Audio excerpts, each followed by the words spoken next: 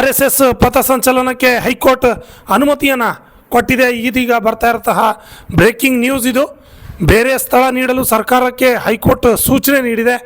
ರಸ್ತೆ ಮಾರ್ಗ ಎಷ್ಟು ಜನ ಸೇರ್ತಾರೆ ಸರ್ಕಾರಕ್ಕೆ ಮಾಹಿತಿ ಸಲ್ಲಿಸಲು ಹೈಕೋರ್ಟ್ ಸೂಚನೆಯನ್ನು ನೀಡಿದೆ.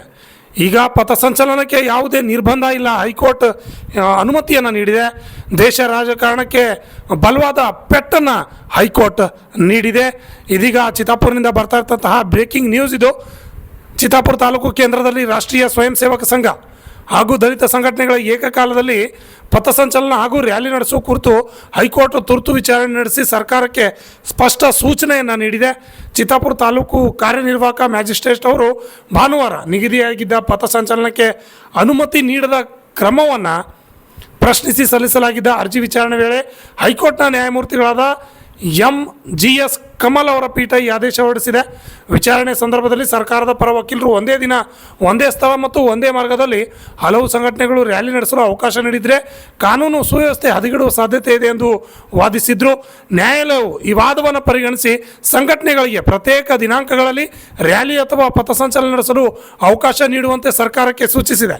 ಜೊತೆಗೆ ಹೊಸ ದಿನಾಂಕ ನಿಗದಿ ಮಾಡಿ ಮಾರ್ಗ ನಕ್ಷೆ ಹಾಗೂ ಅಗತ್ಯ ಮಾಹಿತಿಯೊಂದಿಗೆ ಜಿಲ್ಲಾ ಮತ್ತು ತಾಲೂಕು ಆಡಳಿತಕ್ಕೆ ಮನವಿಯನ್ನು ಸಲ್ಲಿಸುವಂತೆ ಸಂಘಟನೆಗಳಿಗೆ ನಿರ್ದೇಶನ ನೀಡಿದೆ.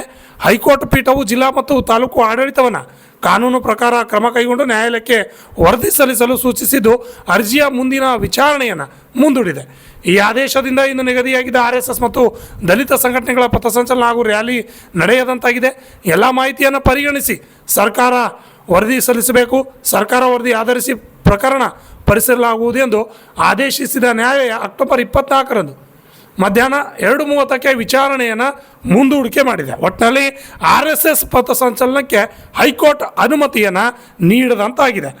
ಚಿತ್ತಾಪುರ್ ಅನಂತ ರೆಡ್ಡಿ ಚಿತ್ತಾಪುರ್ ಬೇಗ ಬರ್ರಿ, ಅವ್ರ ಜೊತೆ ನಿಂತ್ಕೊಂಡು